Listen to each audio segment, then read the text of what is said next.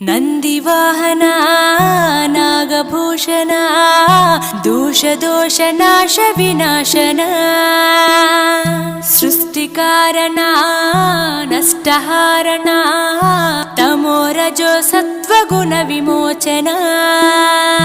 మాఘమాసమున కృష్ణ పక్షమున చతుర్దశి నడి జామురాతిరిన మహాలింగమే ఉద్భవించెనట బ్రహ్మ విష్ణువుల అహం అనిగెనట సృష్టికి మూలం నీవని తెలిసి సాగిలబడి నీ మహిమకు మొక్కే అదే మహాశివరాత్రి వెలిసెనట